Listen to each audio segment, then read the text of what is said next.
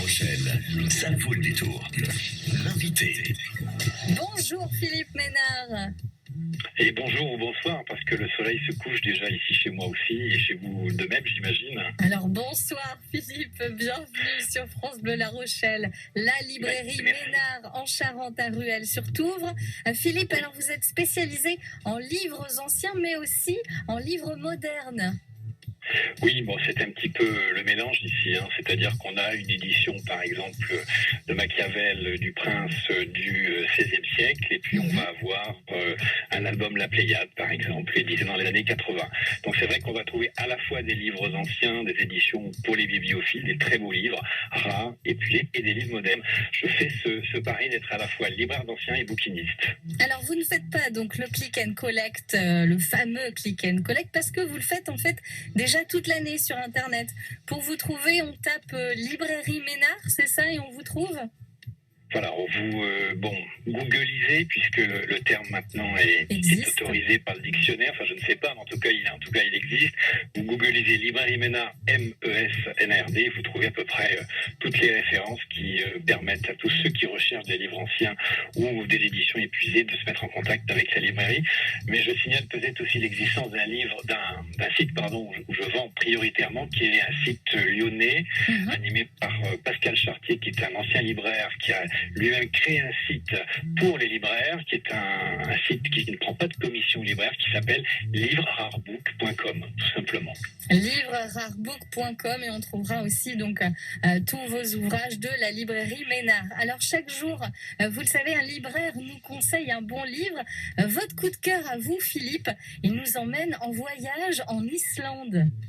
Exactement. Alors d'abord parce que j'y vais souvent en tant que guide conférencier, c'est une autre casquette du libraire.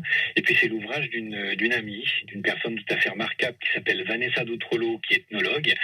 Elle a conçu ses Mémoires d'Islande, qui est un ouvrage qui est paru aux éditions L'Atelier des Brisants en 2011 avec Hervé Jézéquel, qui est un photographe.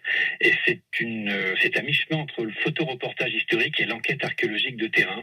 Alors moi, par exemple, j'ai beaucoup apprécié dans la première partie du livre tout ce qui est relatif au contact au sol entre les marins français et islandais, le temps de ce qu'on appelle la relâche. C'est un temps d'observation, d'échange, de partage. Ça a donné lieu à la construction d'une mémoire locale importante en Islande autour du passage de ces Français. Mais c'est vrai que la première partie, ça illustre par des documents d'époque toutes ces campagnes de pêche qui se sont déroulées pendant presque 6 décennies, à partir de 1852. On y retrouve les conditions extrêmes auxquelles ont été confrontés les pêcheurs bretons. Beaucoup venaient de Paimpol. Mais il y a aussi quelque chose qui est très intéressant, et c'est pour ça que j'ai employé le terme d'enquête archéologique, c'est que ces contacts, ils ont eu lieu aussi, vous savez, j'en parlerai des heures de ce livre, donc je sais que mon temps est limité, alors je vais essayer d'être court.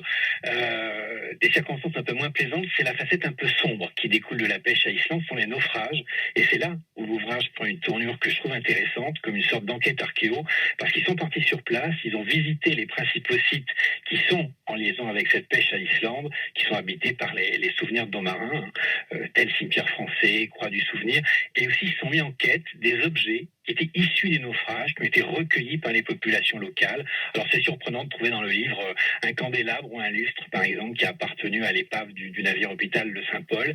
Et puis pour terminer, je dirais que dans ce livre-là, c'est cette partie la plus intéressante qu'ils ont appelé les récits d'objets. Moi, j'ai apprécié le jeu entre les photographies couleur hors texte ou pleine page, si vous préférez, de Jean Jézéquel, qui nous raccroche à la réalité des paysages magnifiques de l'Islande. Et puis on regarde les petites fenêtres photographiques noir et blanc qui sont dans le texte et qui sont consacrés aux objets, qui sont toujours présents, mais qui opèrent une sorte de retour en arrière, si vous voulez, un petit peu par la magie du noir et blanc, et qui nous rappelle que ce sont les témoins vivants d'une histoire passée.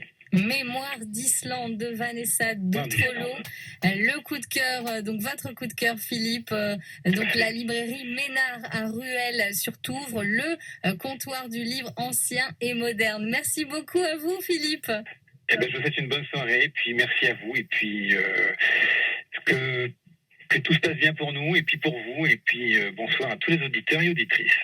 Merci, on vous souhaite aussi que tout se passe bien pour vous et tous nos libraires. À très bientôt sur France Bleu La Rochelle. Belle soirée. Retrouvez cette émission sur francebleu.fr.